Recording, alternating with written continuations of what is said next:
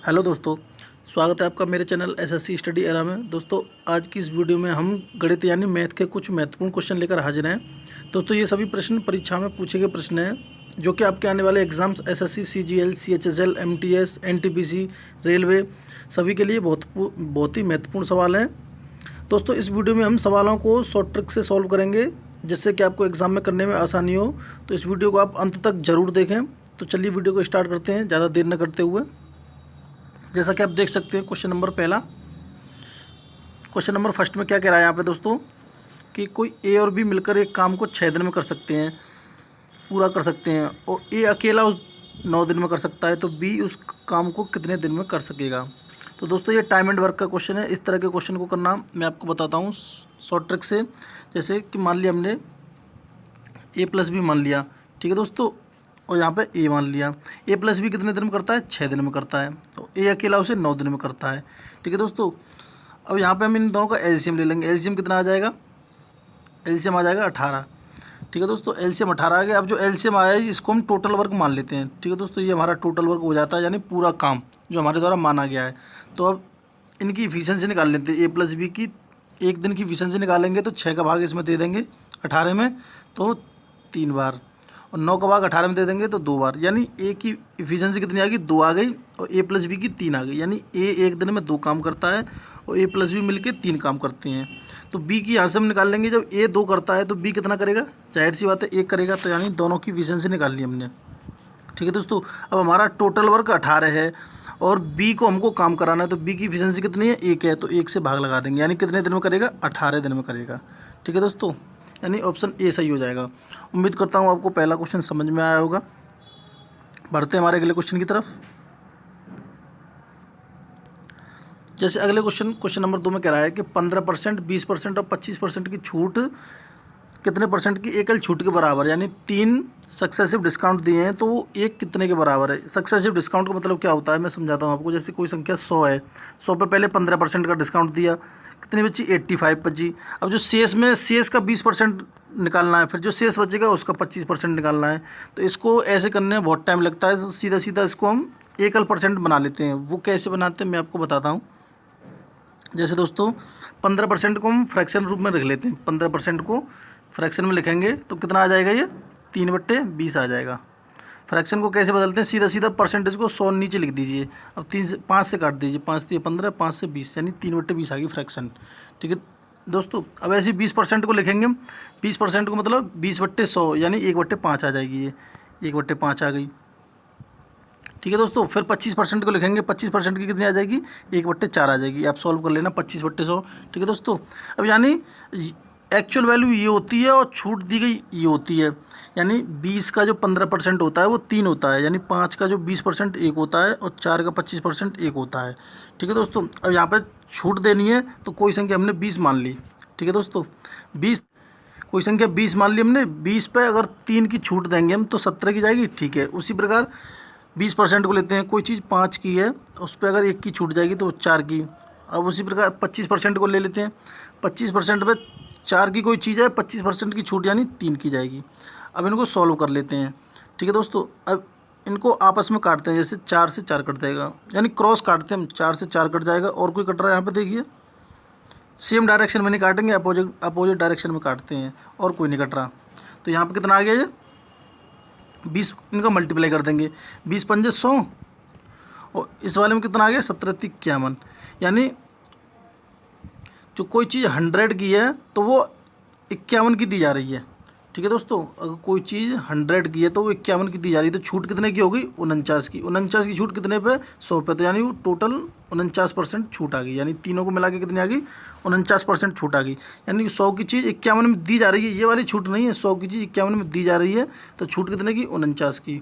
तो 49 की छूट 100 पे, तो 49% हो जाएगा, ठीक है दोस्तों। उम्मीद करता हूँ समझ में आया होगा आपको। क्वेश्चन नंबर 3 है। क्वेश्चन नंबर 3 में कह रहा है दोस्तों, एक विक्रेता ने किसी वस्तु को 6% की हानि पर बेचा। यदि उसने उस वस्तु को 64 रुपये अधिक में बेचा होता तो उसे 10% का लाभ होता, तो वस्तु की लागत कितनी है। अब इस तरह के क्वेश्चन को करने के लिए मैं शॉर्ट ट्रिक बताता हूँ। जैसे हम एक्स मान के नहीं करते हैं, बहुत से बच्चे एक्स मान के कर लेते हैं, तो एक्स मान के नहीं करेंगे, हम 100 मान के करेंगे। जैसे 100 मान ली मैंने, ध्यान से देखना दोस्तों। अब 100 मान ली, वो कह रहा है कि 6% की हानि पर बेचा। 6% की हानि, 100 का 6% कितना होगा, 6। अब 6 की हानि पे बेचा, यानी 6 माइनस कर देंगे, यानी कितने में बेचा, 94 पे बेचा। ठीक है दोस्तों, यहाँ तक सबको समझ में आया होगा। अब कह रहा है कि यदि उसने उस वस्तु को 64 रुपये अधिक में बेचा होता तो उसे 10% का लाभ होता, यानी लाभ कितने का होता, 10% का। अब लाभ जो होता है वो कॉस्ट प्राइस पे होता है, यानी मूलधन पे होता है, वो सॉरी लागत मूल्य पे होता है। तो लागत मूल्य कितना हमारा, 100। ठीक है दोस्तों, 100 का 10% कितना हो गया, 10। यानी कोई चीज़ अगर 10% का लाभ लेना है तो हमें कितने में बेचनी होगी, वो 110 में बेचनी होगी। ठीक है दोस्तों, 100 का 10% 10, अगर 10% का लाभ चाहिए तो 110 में बेचनी होगी। ठीक है दोस्तों, अब ये तो क्वेश्चन बन गया हमारे हिसाब से। यहाँ पे कितने में ज़्यादा बेच रहा है वो, यानी 16 ज़्यादा बेच रहा है। 94 में 110 में से 94 16, हमारे हिसाब से 16 में ज़्यादा बेच रहा है। लेकिन क्वेश्चन के अकॉर्डिंग दे रहा है वो यहाँ पे 64, यहाँ पे 64 दे रहा है ना क्वेश्चन के अकॉर्डिंग। तो एक की वैल्यू कितनी आ गई, 4। 16 चक 64 होते हैं। अब जब एक की वैल्यू 4 आ गई तो 100 की वैल्यू कितनी आ जाएगी, 400।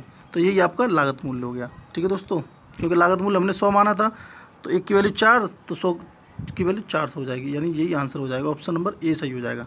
ठीक है दोस्तों, उम्मीद करता हूँ समझ में आया होगा। अब जैसे ये क्वेश्चन है, ये क्वेश्चन आपके लिए कमेंट करके बताना है कि इसका उत्तर क्या होगा। ये आपको घर पे सॉल्व करके बताना है। अगर आपसे सॉल्व नहीं होता है तो ये पिछली वीडियो में जाके देख सकते हैं आप हमारा इसका solution.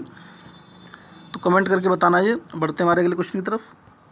Question number 4, question number 4 में कह रहा है, बोट एंड स्ट्रीम का सवाल है, ध्यान से देखना दोस्तों। एक आदमी धारा के प्रतिकूल मतलब जैसे कोई धारा बह रही है, नदी है, ये नदी है, धारा इस तरफ बह रही है तो आदमी इस तरफ चल रहा है। ठीक है, यानी प्रतिकूल। धारा अगर इस तरफ बह रही है तो आदमी उल्टा चल रहा है, धारा की उल्टी दिशा में, प्रतिकूल। 12 किलोमीटर प्रति घंटा की और अनुकूल दिशा में, अनुकूल यानी जिस तरफ धारा बह रही है उसी तरफ आदमी चल रहा है, तो 18 किलोमीटर प्रति घंटा की गति से नौका चला सकता है। तो स्थिर जल में उसकी नौका चलाने की गति क्या होगी, यानी सीधी सीधी यहाँ पे बोट की गति पूछ रहा है, नाव की गति पूछ रहा है। तो मैं आपको शॉर्ट ट्रिक बताता हूँ कैसे करते हैं इसको। जैसे यानी जी हो गई बोट की स्पीड, ठीक है दोस्तों, माइनस वाटर की स्पीड, तो ये आएगी आपकी 12 किलोमीटर प्रति घंटे। यानी ये नाव की गति और ये धारा की गति, नाव की गति में से धारा की गति हटा देंगे तो प्रतिकूल चल जाएगी, तो 12 आ गई। उसी प्रकार B + W धारा के साथ कितनी हो जाएगी, धारा के साथ 18 है। तो निकालना क्या है हमने, नौका की यानी नाव की। तो क्या करेंगे, इन दोनों को जोड़ के B बराबर कितना आ जाएगा, दोनों को जोड़ के आधा कर देंगे, 18 और 12 30 यानी 15। तो B की वैल्यू कितनी आएगी, 15। उसी प्रकार अगर यहाँ पर धारा की पूछता कि धारा की चाल कितनी है, तो दोनों को घटाते, 18 में से 12 गए तो 6 का आधा कर देते 3। तो धारा की गति कितनी आ जाती, 3 आ जाती। और बोट की गति यानी नाव की गति कितनी है, 15 किस ऑप्शन में, ए ऑप्शन में।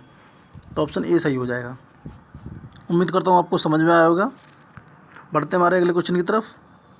अब जैसे क्वेश्चन यहाँ पे a - b बराबर 2 दिया हुआ है, ठीक है दोस्तों, और AQ - BQ बराबर 26 दिया हुआ है।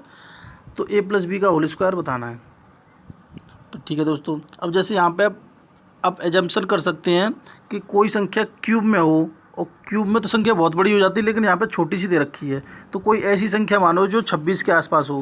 तो 26 के आसपास कौन सी होती है, 3 का क्यू होता है। 3 का क्यू कितना होता है, 27 होता है। ठीक है दोस्तों, अब यहाँ पे 26 है, 27 में से 1 माइनस करना है, तो 1 का क्यू 1 होता है।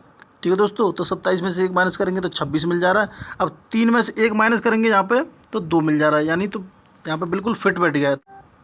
ए की वैल्यू 3 आ गई, बी की वैल्यू 1 आ गई। तो यहाँ पे आप लगा दीजिए 3 और 1, 3 + 1 का होल स्क्वायर, 3 और 1 4 का होल स्क्वायर कितना होता है, 16। 16 आंसर हो जाएगा, ऑप्शन सी सही हो जाएगा। और जैसे क्वेश्चन नंबर 6 है दोस्तों, क्वेश्चन नंबर 6 को तो क्या करते हैं दोस्तों कि यहाँ पे x + y + z बराबर 9 दिया हुआ है। तो क्या करेंगे दोस्तों, हम यहाँ पे x y z को बराबर मान लेंगे, यानी 3 मान लेंगे। x बराबर भी 3, y बराबर भी 3, z बराबर भी 3। तो यहाँ पे आप सिंपल 3 और 3 और 3 6 9 हो गए। तो यहाँ पे आप वैल्यू लगा दीजिए। अब यहाँ पे देखिए 3 रखेंगे तो 3 में से -4 गए तो -1 का क्यू हो जाएगा। ठीक है दोस्तों, प्लस का प्लस लगा दिया। जेड की वैल्यू 3 में से 2 गए तो 1 का क्यू 1 ही रहता है। ठीक है दोस्तों, प्लस जेड की वैल्यू कितनी है, 3 में से 3 गए तो 0, ये 0 बन जाएगा, 0 बन जा रहा है। माइनस उसी प्रकार यहाँ पे देखिए दोस्तों, 3 में से अगर 3 घटाएंगे, क्योंकि y की वैल्यू भी 3, z की वैल्यू भी 3, तो 0 आ जा रहा है। 0 का किसी में भी मल्टीप्लाई करेंगे तो ये सारा 0 हो जाएगा, तो ये आगे करने की जरूरत है नहीं। ठीक है दोस्तों, तो -1 का क्यों -1 और +1 ये है, ये -1 से -1 कट जाएगा तो 0 उत्तर आ जाएगा, यानी इसका ऑप्शन सी सही हो जाएगा। ठीक है दोस्तों, उम्मीद करता हूँ आपको समझ में आया होगा। वीडियो अच्छी लगी हो तो वीडियो को लाइक करें, चैनल को सब्सक्राइब करें। Thank you.